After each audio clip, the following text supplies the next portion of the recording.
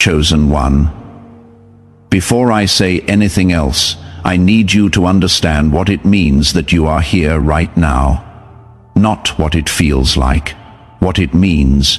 You did not arrive at this moment by staying in the crowd. The crowd was not moving toward this. The crowd was moving in a different direction entirely toward the comfortable, the familiar, the pace that required nothing unusual of anyone. You are here because something in you refused to accept the crowd's view as the only available view. Something in you ran ahead. Something in you looked at the obstruction, the people, the noise, the press of everyone else's positioning, and instead of pushing harder in the crowd or turning back, because the view was blocked, found a different route, found higher ground, climbed something, and now you are above the crowd that thought it was ahead of you. And Jesus is walking toward the tree, and he is about to look up. Do not move. Do not let anything in the next few minutes take you out of the position you climbed into, because the name he is about to call is yours. And what he says after he calls it will change what today means, not someday, today. Go to the comments right now and type, "Today has come to my house." Let that be the declaration before I tell you what I saw in Luke chapter 19 about the specific person who was willing to look undignified in order to see clearly. Subscribe, because what is coming through this channel in the days ahead carries the next layer of what Jesus says after he calls you down, and you cannot afford to miss what comes after the calling. Now Jericho, Luke chapter 19, Jesus entered Jericho and was passing through. Not staying, passing through. A limited window, a road with a destination that was not Jericho. A movement that would not repeat itself on this particular road, on this particular day. And there was a man named Zacchaeus. The text introduces him with three specific things. He was a chief tax collector. He was rich. He was seeking to see who Jesus was. Chief tax collector. Not just a tax collector, the chief, the one the other collectors reported to. The man who had built the infrastructure of his wealth on the collection of taxes from his own people for the occupying Roman government. He was the person everyone in Jericho had the most legitimate reason to resent. He had money. He had power within the Roman system. He had the formal structure of authority that his title represented, and he had no friends, because every coin he had cost someone else something they could not afford to lose. He was rich in the category of things that made other people poor, and he was seeking to see who Jesus was. I need you to hear the word seeking, not. He was curious about Jesus. Not. He had heard about Jesus and thought it would be interesting to observe him from a distance. Not. He positioned himself somewhere convenient and waited to see if Jesus happened to pass close enough. Seeking, the word implies effort. Active pursuit. The decision to make seeing happen, rather than waiting to see if seeing became available, he sought to see. And he could not, on account of the crowd, because he was small in stature. There it is. The crowd was the obstacle. His stature was the condition that made the crowd an insurmountable obstacle. Not tall enough. Everyone else between him and the view, the very people who resented him, were now, by their presence, preventing him from reaching the thing he was seeking. The crowd that he had spent his career extracting from was now, without trying, blocking his view. And here is what he did not do. He did not accept the blocked view as the final answer. He did not push harder in the crowd and get nowhere. He did not wait to see if someone would make space for him. He did not conclude that perhaps he was not meant to see. He ran on ahead. He ran ahead of the crowd. He got out of the press entirely. He changed the geometry of his approach, and he climbed a sycamore tree to see Jesus because he was going to pass that way. Chosen one, I need to speak to the running ahead, because the crowd was already moving in the direction of Jesus. Zacchaeus was not moving toward a destination the crowd had missed. He was moving toward the same thing. The difference was not the destination. The difference was the route. He ran ahead because he understood that the crowd's route was not going to give him the view he needed. Not because the crowd was wrong to be moving in that direction. Because his specific condition, the combination of his height and the density of the crowd, meant that the standard route would leave him still seeking when Jesus passed. So he found a different route ahead of the crowd, up a tree, and he got the clearest view of anyone on the road that day. Everyone else was at eye level with the crowd. Zacchaeus was above it. The very condition that was supposed to be his disadvantage, his small stature, became the reason he ran ahead, which became the reason he climbed, which put him in the position where he had the clearest line of sight to the one he was seeking. And the one he was seeking looked up. Do not skip this. Of all the people on that road, the disciples, the crowd, the people of Jericho, who were at eye level with the movement, Jesus looked up. He directed his attention to the person who was above the crowd, to the one who had taken the unusual route, to the one who had looked undignified in the climbing, but was now in the position that made the encounter possible, and he called him by name, Zacchaeus. Not, "Hey, you in the tree," not, "Come down, sir," not, "I see you there, Zacchaeus," his name, known before the introduction, spoken before the descent, before the conversation, before the explanation of who he was or why he was there. Jesus called his name from below the tree before Zacchaeus had done anything except run ahead and climb, and he said, "Hurry and come down, for I must stay at your house today." I must not, I would like to, not if it is convenient, not if you are willing. I must stay at your house today, the divine necessity, the non-negotiable appointment, the specific destination that was not incidental to the road through Jericho, but was the point of the road through Jericho. Jesus was passing through Jericho to stop at the house of Zacchaeus. The crowd did not know that. The disciples did not know that. The people of Jericho, who had every right to resent Zacchaeus, did not know that. Zacchaeus did not know that. He climbed the tree to see and discovered that the one he climbed to see had been walking toward him all along. He was hurrying to get a view of the passing. Jesus was walking toward his house. They were moving toward each other from opposite directions of awareness. Zacchaeus thought he was the seeker. He was also the sought. Chosen one, I need to stop here because this is the word that this message was held for. The seeking and the being sought are not separate events. The effort you have been making, the running ahead, the climbing, the willingness to look undignified in the pursuit is not separate from the movement of Jesus toward your house. You thought you were pursuing a view. You are also the destination. The tree you climbed to see him clearly is the same tree he was walking toward when he entered Jericho. He already knew the address.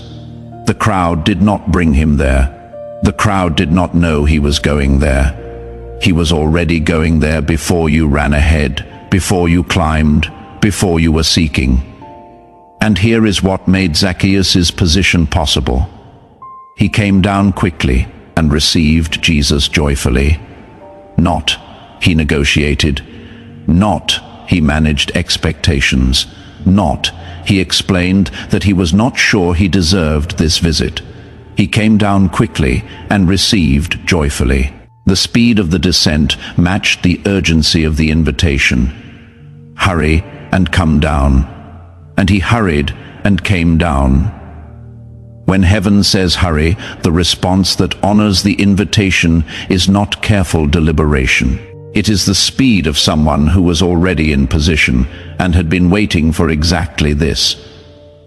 Now let me release what heaven is declaring over the specific areas of your life. Pay attention to every word that follows. Do not let the crowd's noise get louder than what is being spoken specifically to you over your finances. I declare, Zacchaeus said to the Lord, "Behold, Lord, half of my goods I give to the poor, and if I have defrauded anyone of anything, I restore it fourfold." He did not say this because Jesus demanded it.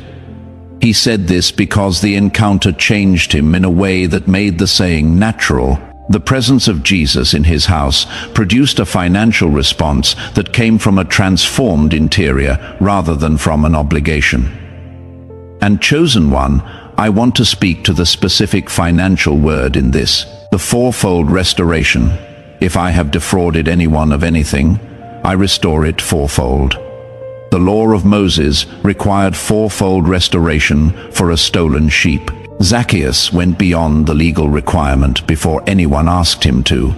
The encounter with Jesus produced more than compliance. It produced generosity that exceeded obligation. Deuteronomy 8:18 says God gives you the power to produce wealth, to confirm his covenant. The power flows through the covenant, and the covenant is confirmed in the house where Jesus comes to stay. In the next 21 days, a financial movement will begin that has the signature of the fourfold, not the slow accumulation. The restoration of what the long season cost returned with the multiplier that comes from the covenant house. Receive it as Zacchaeus received it, joyfully, quickly, without spending time calculating whether you deserved the visit. Over your health I declare, the text says Jesus entered Jericho and was passing through. But he did not pass through. He stopped. The word passing through was the crowd's expectation. The visit was heaven's intention. And chosen one, I want to speak to the thing in the body or the mind that has been treated as a passing condition, something that should have resolved, something that the right treatment would have handled, but that has persisted longer than any passing thing should. The body carries the weight of long seasons. The mind remembers what the spirit is trying to release. And the condition that has been present at the edge of every breakthrough is not evidence that breakthrough cannot reach it. It is evidence that the one walking through Jericho has not yet stopped at this specific address. Exodus 15:26 says, "I am the Lord who heals you, not the Lord who healed, not the Lord who will heal when conditions improve." I am present tense, active in Jericho, active on the road, active in the house. The stopping has begun. The visit has been declared, and what the visit produces, the encounter that made Zacchaeus give fourfold before anyone asked, will reach what has been persisting, not gradually. The way the visit arrived, suddenly, specifically. Today, over your relationships, I declare, he received Jesus joyfully. The text does not say Zacchaeus managed the visit carefully, does not say he prepared the right presentation of himself, does not say he spent the welcome explaining the record in advance to give Jesus context for what he was walking into. He received joyfully. He led Jesus into the house as it was, with the record intact, with the crowd murmuring outside, with the accumulated history of every decision that had made him a chief tax collector still attached to his name. And the visit was not diminished by any of it, because Jesus already knew the address, already knew the record, already said, "I must." The people in your life who have been kept at a careful distance, the relationships managed rather than received, the connections held at the length that felt safe, given what the record contained this season, invites a different posture. Not reckless openness, the joyful receiving that Zacchaeus modeled. The encounter with Jesus in the house produced a generosity that changed how Zacchaeus related to everyone he had previously extracted from. The relational reset is not managed from the outside. It flows from the inside of the house where the visit happened. And as the visit continues, you will find that people who had legitimate reasons to be cautious of the old address will sense something different in the house. Not because you explained the transformation, because the transformation is atmospheric. The fourfold restoration changes how the house smells. Receive it as Zacchaeus received it, joyfully, quickly, without spending time calculating whether you deserved the visit, the crowd murmured. When they saw it, they all grumbled. He has gone to be the guest of a man who is a sinner. The crowd knew the record. They knew exactly who Zacchaeus was. They knew what he had done. They knew what his money represented and whose table it had come from.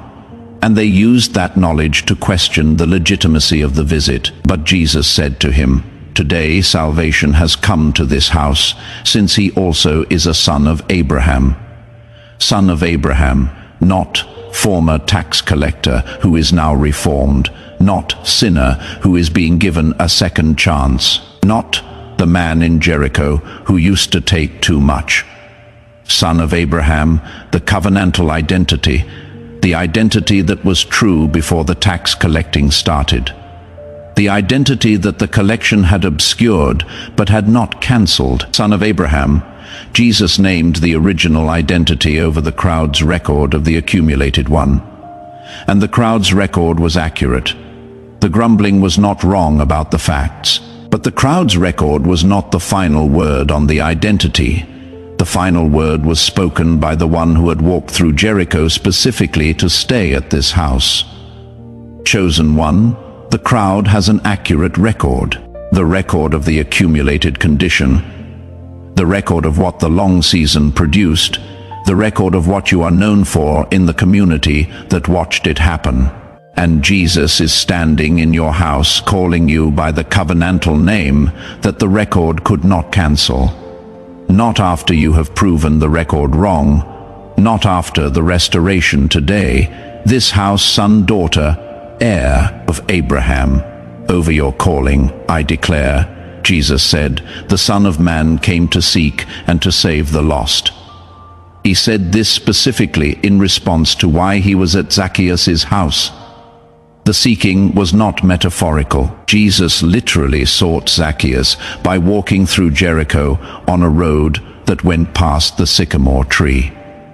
And chosen one, I want to speak to the shape of your calling in the light of this text. Because Zacchaeus ran ahead to see and discovered that what he was seeking had been seeking him, the calling is the same structure. What you have been running ahead for the thing you climbed to get a clearer view of, the pursuit that has cost you dignity in the eyes of the crowd is also moving toward you, and it will arrive at your house, not at the church, not at the public meeting, not where the crowd can observe and assess the encounter. At your house, the private space, the address known before you started climbing, the destination of the movement that entered Jericho. Your assignment is going to show up at the address of your most private life, and it is going to say, I must stay here today. And the response that honors that arrival is the same response Zacchaeus gave, come down quickly, receive joyfully. Let the encounter change what flows naturally from the inside over your mind, I declare. He ran ahead. Running ahead requires a decision made before the outcome is visible. You do not run ahead of a crowd because you are confident of the result. You run ahead because you have decided that the crowd's pace is not the right pace for what you are seeking. 2 Timothy 1-7 says God has not given you a spirit of fear but of power and of love and of a sound mind. The sound mind is the mind that runs ahead, not impulsive, not reckless, strategically ahead. Getting to the tree before the crowd arrives at the point on the road where the tree is visible. In this season, the mind is being given back its capacity to move at a different speed than the crowd. To see what the crowd has not yet seen because you are already above it. The fog that has made the road look the same from every angle is lifting because the sound mind climbs. and from above the crowd, the road looks entirely different. I want to pause here and say something plainly, because this word tonight, Zacchaeus running ahead of the crowd, climbing the tree the crowd called undignified, Jesus looking up and calling his name, the "I must stay at your house today." The crowd's murmur, answered with "Son of Abraham," required someone to run ahead of the obvious things that could have been said about Luke 19 and climb to the layer that was for the specific person watching from their tree. Tonight, the one who ran ahead, who looked undignified in the running, who climbed while the crowd was still walking and is now above it. To keep this word moving, to make this platform available to the next person who runs ahead of the crowd and needs to hear, you are not ahead because you are lost. You are ahead because you are sought requires resources. YouTube has a feature called Super Thanks. It is below this video. Zacchaeus gave half of what he had. Not because the law required it, not because Jesus asked, because the encounter changed what felt natural to do with what he carried. I am not asking for half. I am not asking at all. But if tonight the "I must stay at your house today" landed where the crowd's murmur has been living, if Son of Abraham named what the record had been trying to cancel, and you have the means to say, "This word reached me in my tree," I wanted to reach the next person who ran ahead and climbed and is wondering if the undignified route was the wrong route. Super thanks is the giving that comes not from obligation, but from the inside of a house where Jesus just said, "I must stay here." Small, voluntary. Given with the quickness Zacchaeus came down, the joy he received with. And if this is not your season, if the long condition is still active and the resources reflect it, your today has come to my house. In the comments is the descent from the tree, the quick coming down, the joyful receiving, the act of saying, "He is already here," before the crowd's murmur can get louder than the invitation. Now hear the warning. Do not skip this. They all grumbled. All of them. Not some. Not a few who had particular grievances. All of them. When they saw that Jesus had gone to Zacchaeus' house, every person in the crowd had the same response. He has gone to be the guest of a man who is a sinner. The legitimacy of the visit was questioned by unanimous crowd agreement. And chosen one, in the 72 hours after tonight in the window, between the "I must stay at your house" and the visible expression of what that staying produces, the crowd will be unanimous. The murmur will not be one voice. It will be the consensus. The agreement of multiple voices, each with their own reason, but arriving at the same conclusion: this does not look right. The favor coming to your house will not look proportional to the crowd's assessment of your record. The access you are being given will not match the crowd's calculation of what you have earned or deserve, and the crowd will grumble. Not out of malice. Out of the genuine conviction that the record should determine the access. And Jesus' answer to the unanimous murmur will be the same answer he gave in Jericho. The Son of Man came to seek and to save the lost. He was not at the wrong house. The crowd had the wrong framework. Do not receive the unanimous murmur as the corrective voice. Jesus does not need the crowd's approval to determine where he stays. He already said, "I must." The must is not subject to the crowd's consensus. Archangel Michael stands guard over the house. His mandate, the visit is not interrupted by the crowd's assessment of the address. Isaiah 54:17 says, "No weapon formed against you shall prosper." The weapon of the unanimous murmur. The weapon of the crowd's record. The weapon of the consensus that says the favor should have gone to someone else's house. None shall prosper, because Jesus already said, "I must stay here today," and the today is this house, and the house is yours. Declare this with me, out loud, right now. I ran ahead, not because I knew the outcome, because the crowd's pace was not the pace for what I was seeking. I got out of the press. I found the tree. I climbed, and I looked undignified in the climbing. And I did not come down, because I was seeking to see. And while I was seeking to see, he was walking toward my house. He looked up. He called my name, not, "Hey, you in the tree." My name known before the introduction, called before the descent. And he said, "Hurry and come down. I must stay at your house today." I come down quickly. I receive joyfully. I do not negotiate. I do not manage expectations. I do not ask whether I deserve the visit. I open the house. I receive the must. I let the encounter change what flows naturally from the inside. I am a son of Abraham. I am a daughter of the covenant. Not after the record is corrected. Now today, spoken by the one who walked through Jericho to say it at this address. And to the crowd's murmur I say, the Son of Man came to seek and to save. And I was the sought. And the seeking found me in the tree, in Jesus' name. Amen. Chosen one, if tonight Jesus looked up, if I must stay at your house today, landed in the place where the crowd's murmur has been loudest, like this video, not as a metric, as the quick coming down. The public act that says, I received the visit. I received joyfully. Go to the comments right now and type, today has come to my house. Not someday, not when the record is cleared, not when the crowd stops murmuring. Today, because that is what Jesus said, and what he said does not depend on the crowd's consensus about the address.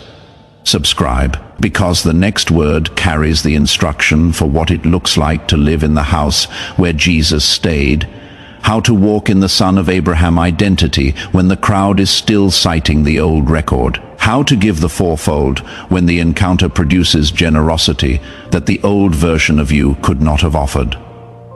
How to let what happened today become the architecture of tomorrow. That instruction is coming. Do not miss it. Find the person who came to your mind during this word, the one who ran ahead and felt foolish for it, who climbed something while everyone else stayed at eye level, who has been above the crowd long enough to start wondering if the unusual route was actually a mistake. Send this to them. Tell them, he was already walking toward your house. The climbing was not the mistake. The climbing was the positioning, and he is already looking up. And your name is already in his mouth. Come down quickly. Receive joyfully. The must is for your house. Go now, chosen one. Go as the one who ran ahead. Go as the one who climbed when everyone else stayed in the crowd. Go as son of Abraham, daughter of the covenant, named from below the tree, known before the introduction. The house is open. The visit has begun. Today has come to your house. Amen.